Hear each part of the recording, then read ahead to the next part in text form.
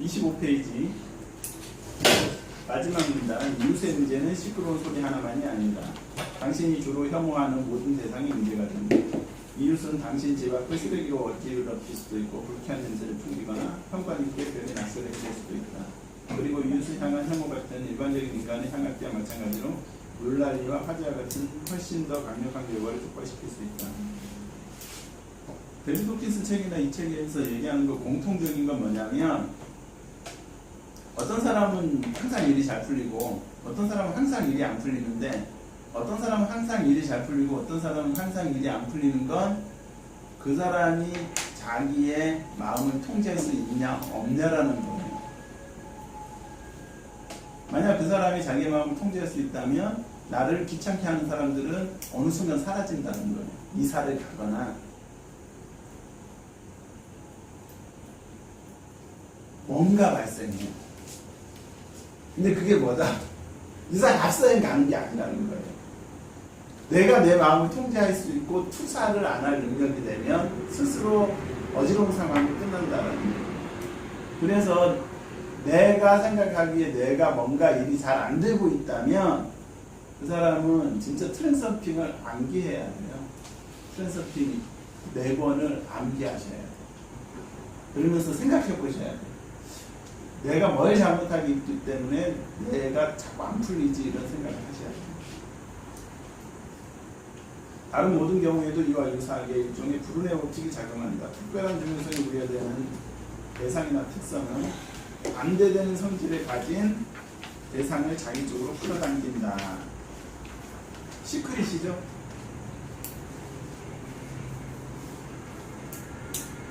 아까 자성 얘기도 했지만 N극은 S극을 끌어당기고 S극은 N극을 끌어당기고. 그런데 중요성은 잘 알려진 것처럼 비교와 대조위에서 강화된다. 만일 어떤 것이 하나의 극성을 갖게 되면 반드시 다른 극성이 거기에 나타나야만 한다. 양극성은 불쾌한 일을 끌어당기는 자석을 만들어낸다. 증오를 불러일으키는 모든 것이 끌려온다. 짜증나게 하는 모든 일이 늘 따라다닌다.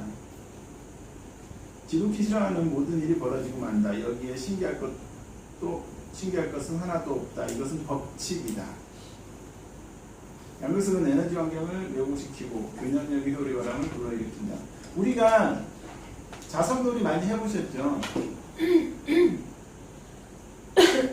우리 N극하고 N극도 붙여보고 N극하고 S극도 붙여보잖아요.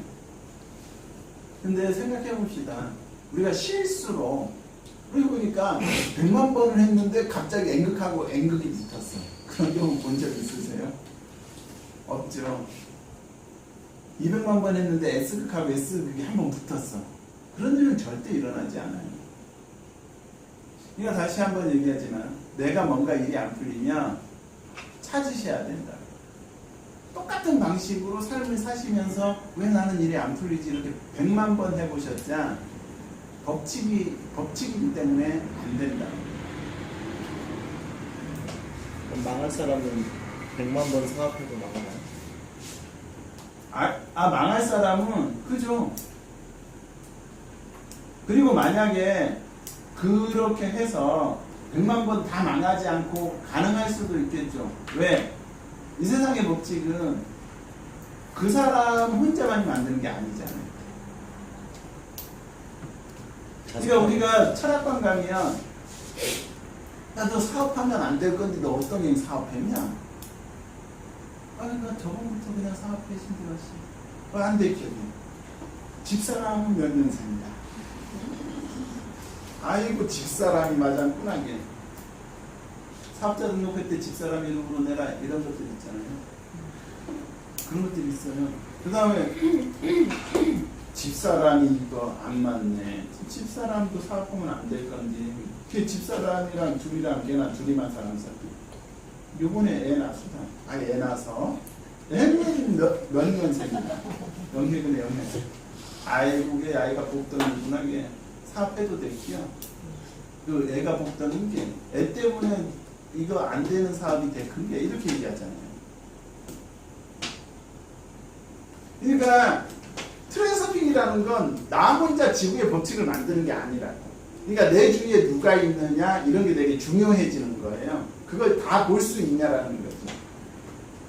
그러니까 우리가 하는 이런 심리 공부라든가 이런 공부들, 지식적인 공부들이 되게 많다라는 거예요. 우리가 그 아웃라이어라는 책에도 보면 1만 시간의 법칙.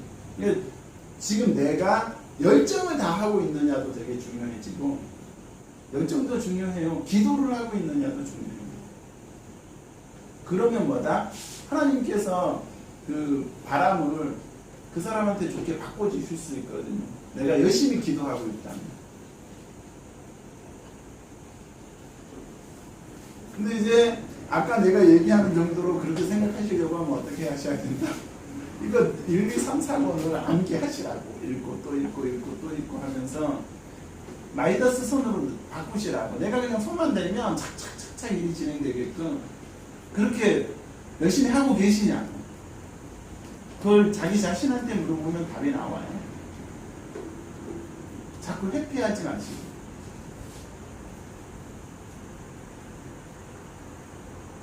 사람들이 그냥 저도 스터디하면서 사람들하고 이렇게 얘기하다 보면 하는 말이 거의 비슷해요. 그러니까 집에서 책을 읽으시냐고. 안 읽어요. 그래서 스터디 오잖아요. 스터디 오면 책이라도 읽으니까. 선생님 이런 거 잘 모르겠는데 잘 몰라요. 근데 왜 나한테 얘기하거나 연락 안 했어요? 하면 글쎄 그게 잘 안 되네요. 뭘 어떡하라고. 자기는 열심히 하지도 않으면서 이제 사람들이 그런 게 있다고. 그렇게 열심히 하지 않아요. 그러니까 나는 그거잖아. 책은 안 읽어도 좋다는 거야. 그러면 여기 오는 사람들끼리라도 연락하면서 이제 의논해보고 그렇게 하고 있느냐는 거예요. 또 그렇지도 않아. 그러면 이제 바빠. 자기 일에 바빠. 그러다가 또 아이고 스터디 한번 나가야지 해가지고 또 나와.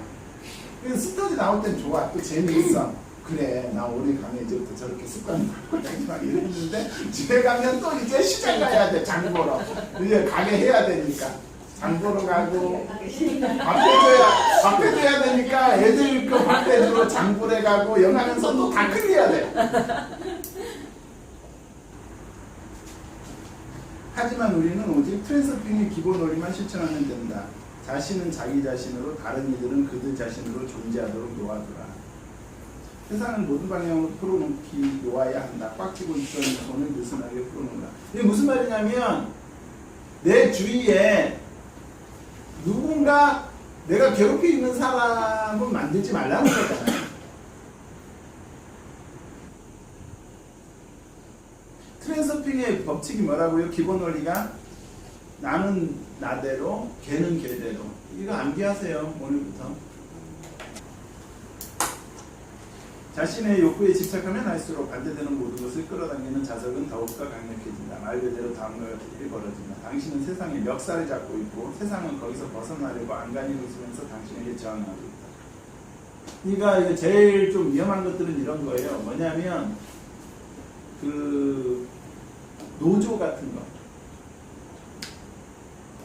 그러니까 회사가 이렇게 해서 이제 퇴직을 권고하면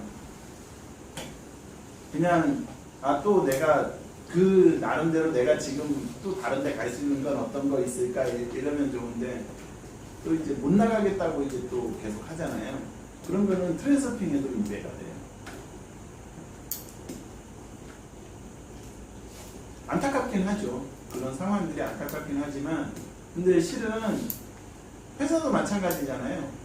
회사도 그만한 이유가 있으니까 그만한 일을 하는 건데 요즘은 회사도 위험하잖아요. 큰 회사도 요즘은 망하는 시대니까.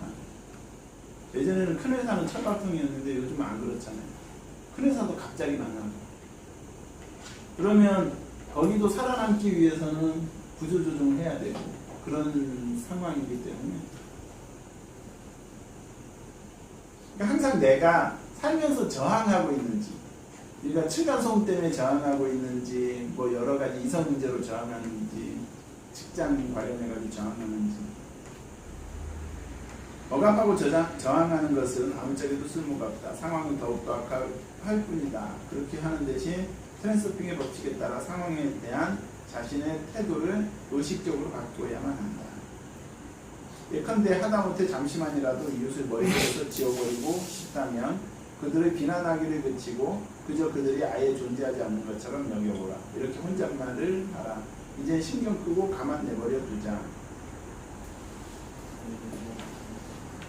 근데 이런 건 잘 안 된다고 치더라도 만약에 이웃을 비난하진 않더라도 이럴 수는 있죠. 아유, 그런 거 있잖아. 이웃이 아니라 내 친구들. 뭐 또 친구한테 이렇게 가인은 나한테 영해가지고 이러고 저러고 해가지고 가인 이거 보는지 못구나 막 이렇게 얘기하는 순간에 예, 그런 생각을 해볼 수 있는 거죠. 아 근데 생각해보니까 내가 왜 걔한테 신경 쓰고 있지라는 생각을 해볼 수 있는 거죠. 걔가 싫은 건지 아니면 걔가 좋아서 신경을 쓰는 건지 근본적으로 좀 들어가 볼 필요는 있죠. 안 그러면 뭐다? 계속 그 책 받기를 좋은 거죠. 계속 그 책 받기를 좋은 거죠. 그들을 그냥 당신의 세계의 층으로부터 내던져 버려라. 그러니까 내가 싫은 사람은 어떻게 하라고요? 신경을 꺼버리라고, 그 사람은. 그래서 지금 항상 하는 말이지만 이혼한 사람이 새로 누군가를 만나려고 안 하는 건 괜찮아요. 근데 이런 경우가 있죠. 이혼한 사람이 재혼을 하고 싶어 해. 근데 재혼할 상대가 나타나지 않잖아요. 그건 뭐다? 그 이혼한 사람이 이혼한 상대방에 대한 증오가 남아있다는 뜻이거든요. 그러면 새로운 사람은 나타나지 않아요. 이 트랜스퍼핑의 법칙이 이제. 그러니까 과거에 자기 부부관계했던 사람을 완전히 잊어버려야만 내 머릿속에서 완전히 떠나보내야만 자리가 비어있기 때문에 새로운 이성이 나타나는 건데 근데 계속 증오하고 있고 미워하고 있고 보복하려고 하고 있고 개탓이라고 하고 있다면 여기에 계속 그 사람이 저장되어 있기 때문에 클리어되지 않아서 다른 사람이 못 들어오는 거죠. 당신이 그들에게 붙여놓은 태도의 흡착반을 떼어내는데 성공하는 순간 양극성은 사라지고 이웃은 당신을 괴롭히는 짓을 서서히 멈출 것이다. 한 걸음 더 나아가서 당신이 의존적인 관계를 완전히 잘라내버린다면 신기한 일이 일어날 수도 있다. 그 귀찮기만 하던 이웃이 당신의 가장 절친한 친구가 되는 것이다. 이런 경우도 다 한 번씩은 경험을 해보셨죠? 나랑 아주 사이가 안 좋은 친구였는데 어떤 계기로 나랑 둘도 없는 절친이 되는 거예요. 그러니까 만약 그런 경우가 있다면 한번 생각해 보세요. 나 가희랑 안 좋아하시는데 왜 갑자기 걔랑 나랑 절친이 됐는지를 한번 과거를 되짚어가면서 한번 생각해 보세요. 27페이지 아기를 품은 세상. 가만 보면 머피의 법칙이 존재한다는 사실은 그 자체만으로도 이상한 일이 아닌가. 왜 도대체 무슨 이유로 세상이 그렇게 몹쓸 짓을 한단 말인가. 아니면 그것은 그냥 선입견이거나 미신이 아닐까. 아니다. 그렇지 않다. 아무튼 그런 경향성은 정말 존재하며 그 법칙을 피할 수 있는 구석은 눈을 닫고 찾아봐도 없다. 다행히도 트랜스퍼핑 모델은 그 법칙의 원인을 밝혀줄 뿐만 아니라 거기서 벗어날 방법도 가르쳐준다. 트랜스퍼핑의 원리는 정확히 작용하며 그것만 따르면 원인을 알 수 없는 많은 문제에서 벗어날 수 있다. 당신은 꽉 찐 소나기처럼 힘을 빼고 세상의 멱살 잡기를 멈추기만 하라. 그러면 세상도 우호적으로 변해서 당신의 말이 잘 따르게 된다. 제가 사람들하고 대화하다 보면 그 사람이 이렇게 고집스러운 그런 거를 좀 이제 버리고 유연성이 있어지는 것 같거든요. 근데 실은 대화하다 보면 그게 안 바뀌어 있어. 그게 뭐냐면 멱살이 잡고 트랜스퍼핑 원리를 안 따르고 소나기에 그냥 자기 고집을 안 버려요. 그러니까 스터디를 하면서도 아 그렇죠 그러면 되겠네 막 이러면서도 나중에 대화를 하다 보면 자기 고집을 안 버려요. 근데 자기 고집을 버리느냐 안 버리느냐 그거는 있잖아요. 아무도 뭐라고 할 수 없어. 그 본인만 할 수 있고 그 사람 고집이 뭔지도 우리는 몰라. 본인만 알아. 근데 뭐다? 그런 쳇바퀴를 도는 것 같은 상황이 자기한테 벌어지면 진짜 생각해 보셔야 돼요. 내가 무슨 생각을 하고 있길래 이런 상황이 계속 벌어지는 것인지에 대해서 생각을 하셔야 돼요. 본인이. 그래가지고 그 원인을 찾아내지 않으면 계속 쳇바퀴를 도시는 거지. 그럼 어떻게 해요? 그러니까 내가 왜 그럴까를 생각을 해보셔야 됩니다. 세상을 놓아주지 않는 사람은 자석처럼 반대극성의 모든 것을 자기에게 끌어당기게 될 것이다. 그러나 머피의 법칙은 아직 다가 아니다. 반대되는 것들이 서로 마주치면 그 충돌은 악화이로를 걷는다.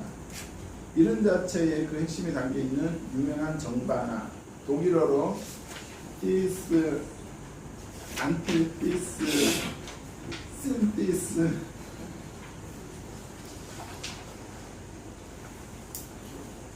해결의 변증법을 도식화한 것이다. 정이 있어요. 정은 어떤 것에 대한 생각이에요. 어떤 것에 대한 생각.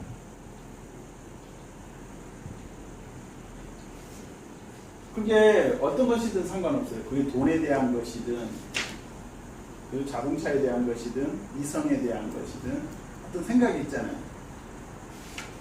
그 생각이 딱 있으면 돈은 많으면 좋다. 이거에 반대되는 생각은, 그죠? 반대되는 생각은 뭐예요? 적어도 좋다는 거잖아요. 예를 들면, 아니면 적으면 안 되나? 뭐 여러 가지 있겠죠. 이거에 대한 반대되는 생각이. 이런 생각이 있으면 그거죠. 이게 옳으냐는 거예요. 그러면 이건 옳으냐는 거예요. 그럼 어떻게 한다? 이거와 이거에 대한 생각을 합쳐서 어떤 생각을 만들어요. 이게 합이에요. 합. 그럼 합은 뭐다? 뭐 예를 들면 경우에 따라서는 많아도 좋고 적어도 좋다 뭐 이런 식으로 만약에 만든다라는 거죠. 그러면 이게 정반합이 되는데 얘가 이제 결론이잖아요. 얘가 결론이 되면 얘가 다시 정이 되는 거예요. 어떤 생각의 개념이 되는 거예요. 그럼 이게 또 반대되는 생각이 있겠죠. 그죠? 그럼 이걸 두 개 합쳐서 또 뭐를 만든다? 합을 만들겠죠. 그럼 이게 다시 정이 돼요. 그러면 이제 반대되는 생각. 이게 정반합이에요. 정반합 이렇게 계속 하는 거예요. 근데 이거는 그 사람의 생각의 능력에 따라 달라지겠죠. 어느 만큼 갈 것이냐, 어디서 멈출 것이냐, 그 결론은 무엇이냐. 이게 정반합이에요. 정반합은 알아야 되죠. 왜냐하면 공부하다 보면 한 번씩은 튀어나오잖아요. 그리고 저게 해결의 변증법, 정반합 거기에서 시작이 되는 건데 이거를 가지고 물질화시킨 게 그 마르크스의 유물론적 변증법이에요. 이건 생각을 가지고 한 건데 이제 마르크스는 저거를 물질화시켰어요. 그러니까 이제 이 대결을 이게 정이고 이게 반이고 이렇게 하는데 이거는 어떤 생각에 대한 개념에 대한 거에 대한 계속 이거였거든요. 근데 이제 마르크스는 이거를 유물론적 변증법이라 이걸 하면서 그러니까 어찌 보면 마르크스의 스승은 헤겔인 거죠. 헤겔도 마르크스의 스승 중에 하나인 거죠. 이 변증법을 갖다가 자기가 이렇게 만들면서 이제 가장 크게 했던 게 부르조아와 프롤레타리아를 이제 대결하게 만든 거예요. 부자도 있고 가난한 사람도 있을 수 있잖아요. 근데 이제 마르크스가 이걸 굳이 헤겔의 변주법을 갖다가 이거에 적용함으로써 어떻게 됐냐면 그냥 사람들도 그냥 그 전까지 그렇게 살았어요. 그래 세상에 부자도 있고 그래 가난한 사람도 있고 그래 그렇게 살았단 말이에요. 근데 마르크스가 딱 나타나서 이걸 딱 만드는 순간 이게 어떻게 되냐면 세상은 부르주아와 프롤레타리아의 투쟁 관계로 만들어버린 거예요. 그리고 심지어는 어떻게 했다? 부르주아는 나쁜 놈이고 프롤레타리아는 당하는 사람이기 때문에 우리 프롤레타리아들이 단결해서 저 부르주아들을 처단하고 평등한 세상을 만들어야 된다라는 게 이 유물론적 변증법이에요.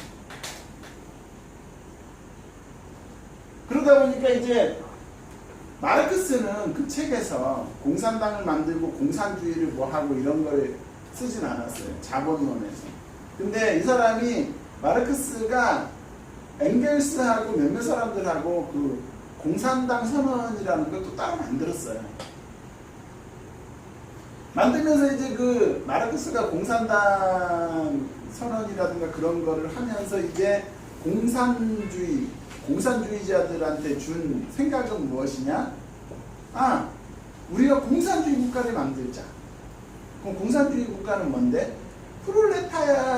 부르주아가 없는 프롤레타리아만의 세상을 만들자는 거예요. 그러면 평화로운 세상이 될 것이다. 왜? 계급의 격차가 없으니까. 그래가지고 그러니까 뭐 러시아의 볼세비키 혁명이라든가 각종 이제 혁명들이 일어나면서 이제 나라가 하나둘씩 이제 공산화돼 가는 거죠. 그럼 공산화돼 가는 과정에서 어떻게 했다? 자기 그 동네에 부자들은 다 치는 거죠. 다 숙청하는 거죠. 공산주의자들. 다 숙청하고 어떻게 한다? 이제 가난한 사람들만 남았죠. 부자들을 다 죽이고 숙청하고 다 재산을 몰수했는데 가난한 사람들만 남지 않았어요. 그럼 뭐 어떻게 됐는데?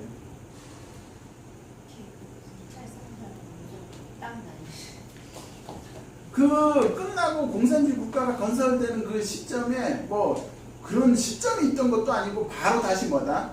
공산주의의 그 계급을 갖고 있는 사람들이 다시 부르주아가 된 거예요. 그러니까 이건 무슨 말이에요? 마르크스의 이 이론 자체가 앞뒤가 안 맞는 이론인 거예요. 사회는 뭐다? 세상은 공평할 수 없다고. 심지어는 호랑이 사자도 힘센 놈이 있다고.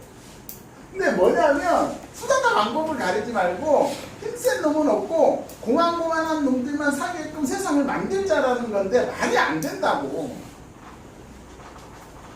만약에 그게 말이 됐다면 하나님이 세상을 이렇게 만드셨겠어요? 나랑 둘이랑 싸우면 승부가 안 나는 세상을 만들었겠지. 그죠? 근데 세상은 그래요? 안 그래요. 식물조차도 싸우면 하나는 이기고 하나는 져요. 그죠? 만약에 우리가 식물의 그 숲의 형성 과정이라는 걸 배우잖아요. 학교에서. 그러면 맨 처음에는 이제 화산이 폭발해서 먼지가 쌓이고 그러면 그 다음에 풀들이 자라고 풀들이 자라는 가운데 어떤 나무 씨앗이 하나 떨어져서 나무가 자라고 나무가 자라서 나무가 몇 그루 자라면서 이제 나무가 뒤덮으면 나무 밑에는 뭐가 없어지죠? 풀들이 사라지잖아요. 그럼 뭐예요? 풀하고 나무랑 싸워가지고 어떤 한 개체는 질 수밖에 없는 그런 상황들이 되는 거예요. 하나님께서 그렇게 만드신 거예요, 세상은. 근데 말도 안 되는 이론을 갖다다가 마르크스는 공산주의를 만든 거예요, 이렇게. 그러니까 이게 앞뒤가 맞지 않고 공산주의 국가도 계속 이상한 일이 일어나는 거죠. 계속 투쟁하고 뭐 혁명 일으키고 전복을 일으키고. 그래서 데비드 호킨스도 얘기했지만 공산당 레벨이 낮아요. 공산주의 레벨이 낮아요. 공산주의 레벨이 200 이하라는 건 거짓이라는 말이에요. 그 무슨 말이다? 마르크스 공산주의자들이 생각했던 그런 세상은 일어나지 않는다는 거예요.